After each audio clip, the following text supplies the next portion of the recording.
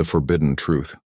The observation deck of the UES Meridian offered an unobstructed view of Nexus Station, a sprawling lattice of alien architecture that seemed to grow organically from the void itself.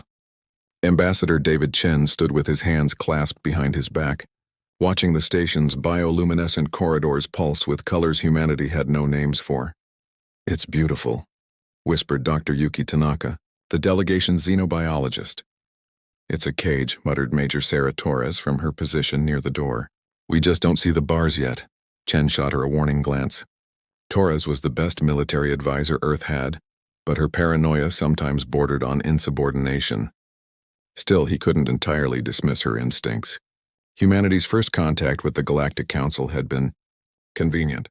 Too convenient. 3 years ago, Council explorers had stumbled upon Earth's furthest colony, Epsilon Station.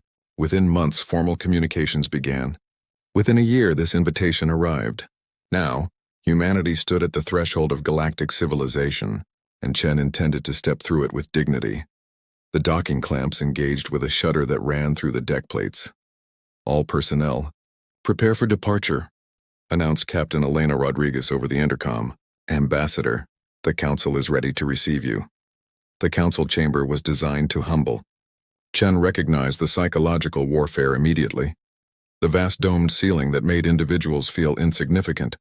The semicircular arrangement of seats that positioned the Council above supplicants. The atmospheric processors that filled the air with calming pheromones. 7 species sat in judgment. The Valorians with their crystalline exoskeletons, the Thule, whose gaseous forms shimmered in containment fields, the Kethran matriarch, whose 4 eyes blinked in unsynchronized patterns, others whose names Chen had memorized but whose true natures remained alien. Humanity, intoned High Arbiter Zelthor, a Valorian whose voice resonated like singing crystal. "We welcome you to the community of enlightened species." Chen bowed precisely 30 degrees. The research team had been thorough. "The people of Earth are honored, High Arbiter." "Your species shows great promise," Zelthor continued. "Your technological progress is remarkable. Your diplomatic efforts commendable. However," the word hung in the recycled air like a blade, "there are protocols that govern expansion in civilized space. Ancient laws established long before your species looked to the stars." Zelthor gestured, and a holographic star map materialized between them. A vast region of space glowed angry red. "The quarantine zone. No species may enter this region under any circumstances." Chen studied the map. The zone encompassed nearly 40 star systems in a direct line from Earth's current expansion vector. "May I ask why?" "Ancient weapons," said the Kethran matriarch, her voice a series of clicks translated by the chamber's AI. "Technologies that destroyed civilizations. We contain them for the good of all." Torres stepped forward despite protocol. "That region shows significant radio emissions, technological signatures. Something's alive in there." The Council chamber fell silent. Several members shifted in ways that suggested discomfort. "Automated systems," Zelthor said quickly. "Echoes of the dead. Nothing more. For your own protection, and as a condition of membership, Earth must agree never to enter the quarantine zone." Chen's instincts screamed warning. "We'll need time to consider—" "Of course," Zelthor interrupted. "You have 6 hours to accept or reject Council membership. Choose wisely, Ambassador. The galaxy can be unwelcoming to those who stand alone." Back on the Meridian, Torres didn't wait for orders. "Captain Rodriguez, I need a stealth drone package." "Major, the Ambassador hasn't authorized— those radio signatures aren't automated systems. They're following communication protocols identical to Earth standard. Someone human is in that zone and the Council is lying about it." Rodriguez and Chen exchanged glances. Finally, Chen nodded. "Do it. But if this starts a war, Major, you'll be the first one I throw to the Council." Torres allowed herself a grim smile. "Understood, sir."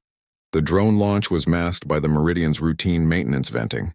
3 microsatellites, no larger than coffee cups, accelerated toward the quarantine zone at relativistic speeds.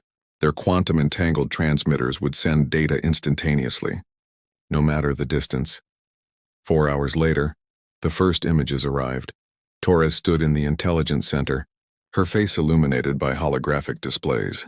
As the drone feeds resolved into impossible clarity, cities, sprawling metropolises with architecture that was unmistakably human, orbital platforms, agricultural domes, and everywhere, the blue and white flag of the Colonial Expansion Initiative, a program Earth had lost contact with 200 years ago during the silence, when dozens of colony ships simply vanished.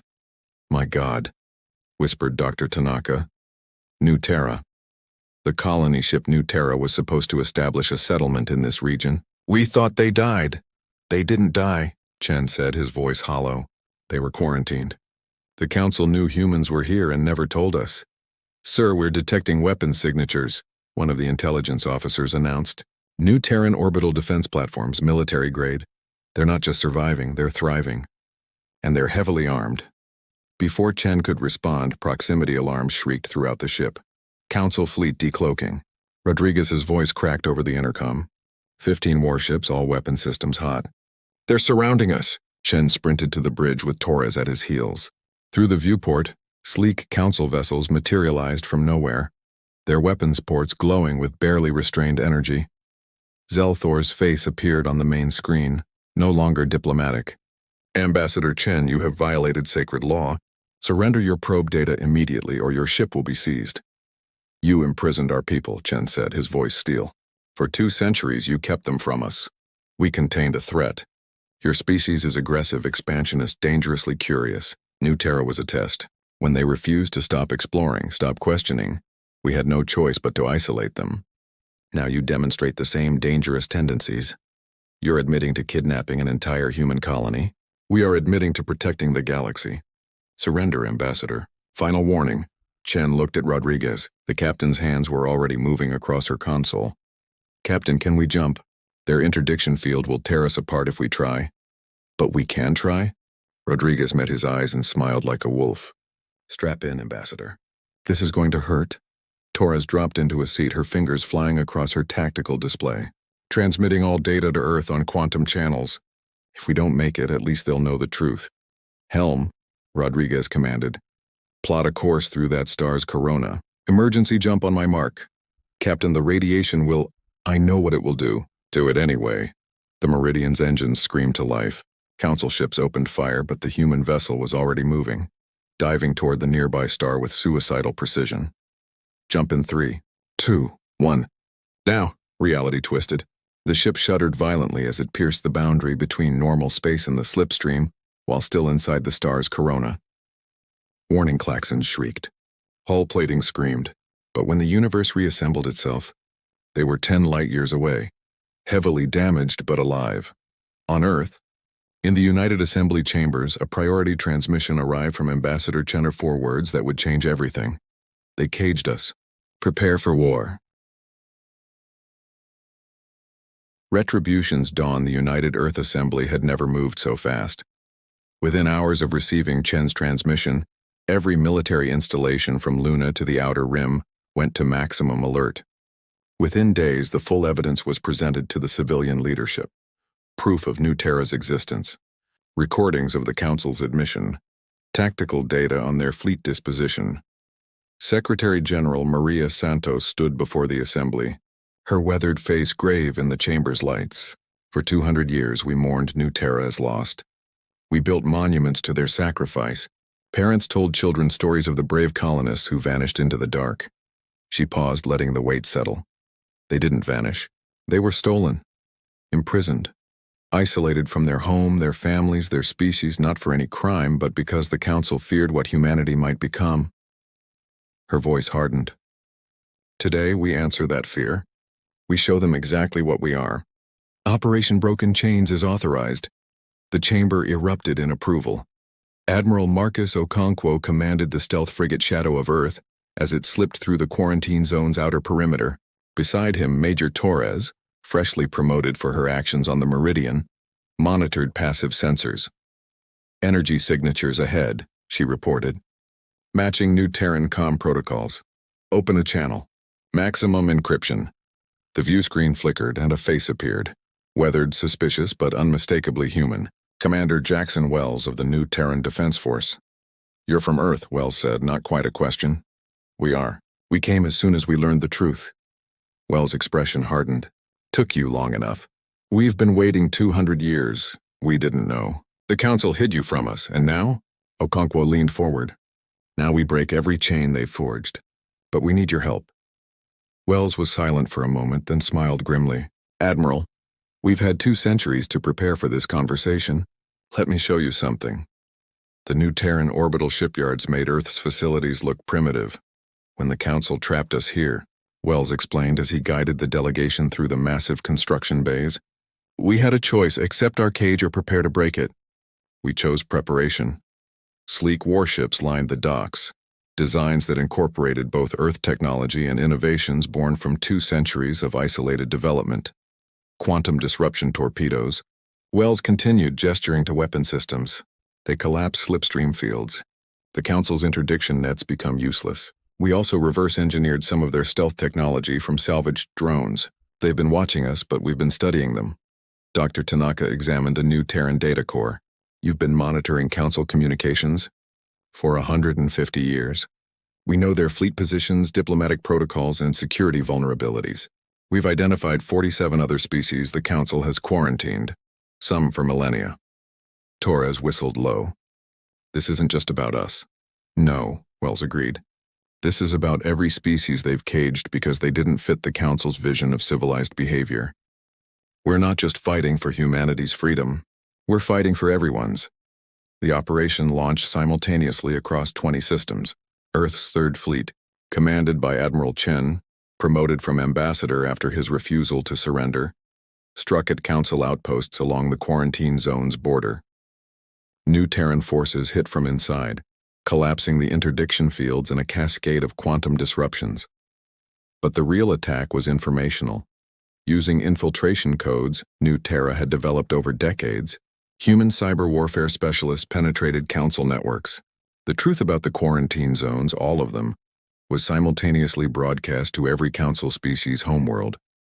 The Krenathi, imprisoned for excessive aggression, were actually pacifists who developed weapons only after Council attempts to subjugate them. The Vorim, caged for technological recklessness, had discovered a clean fusion process the Council's elite wanted to suppress. The Seldrin, quarantined for incompatible philosophy, simply believed in democratic governance instead of Council oligarchy. The revelations ignited rebellions across a dozen worlds. Within the quarantine zones, human forces didn't arrive as conquerors but as liberators. Krenathi vessels, this is Admiral Chen of United Earth. We're here to break your chains. Will you help us break others? One by one, imprisoned species joined the cause. The Council had created dozens of potential allies and locked them away. Now they were free, angry, and armed. The combined liberation fleet grew with each system freed. High Arbiter Zelthor watched his perfect order crumble in real time. How? He demanded.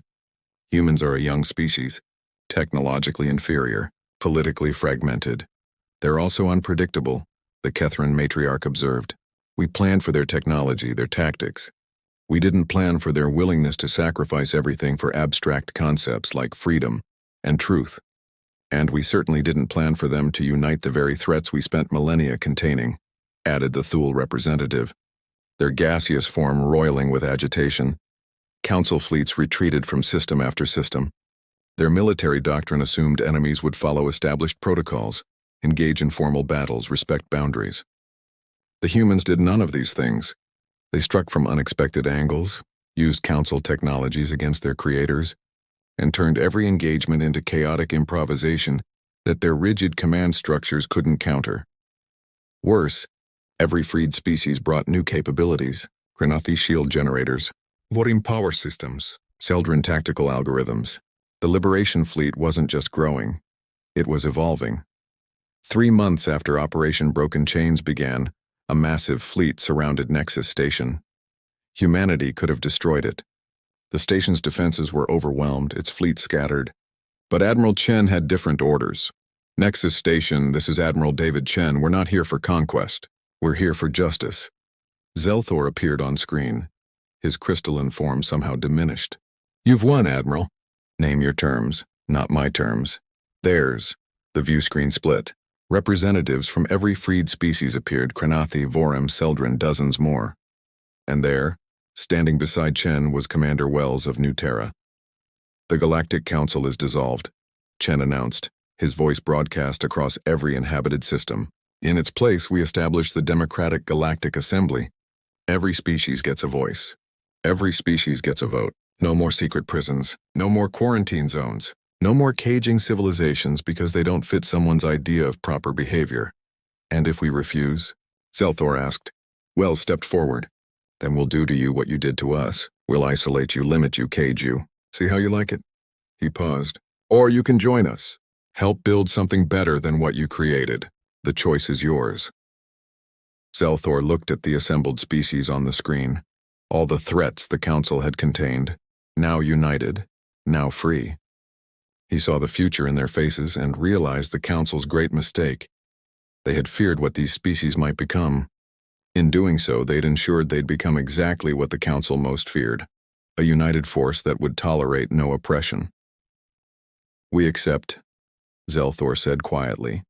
Epilogue 1 year later, Ambassador Chen stood on New Terra, watching as the first transport from Earth landed. The reunion had been emotional, complex, sometimes painful. 200 years of separation had created distinct cultures, but the bonds of shared humanity remained. Major Torres joined him, now Minister of Interspecies Relations. The Assembly's first session went well. 47 species ratified the new charter. And the Council members? Adapting.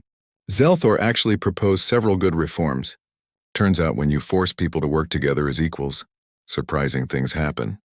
Chen smiled. What about the exploration fleets? Launched last week. No restrictions. No forbidden zones. Just a request to share whatever they find. A child ran past, half Earth, half New Terran based on the parents Chen could see. The next generation would grow up in a galaxy without cages. You know, Torres said thoughtfully, they tried to contain us because they feared our curiosity, our aggression, our refusal to accept limits, and they were right to fear those things. They just didn't realize those are exactly the qualities needed to build something better than what existed before.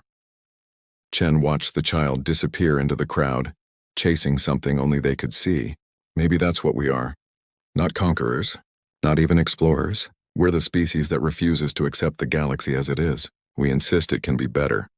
That's going to make us really annoying allies. Yes, Chen agreed. Yes, it will. Overhead, ships from 100 worlds crossed New Terra's sky, no longer prisoners, no longer alone. Humanity hadn't just freed themselves. They'd freed everyone. And in doing so, they'd proven that the Council's greatest fear was justified. Humanity wouldn't accept chains. Not for themselves and not for anyone else. The galaxy would never be the same. The end.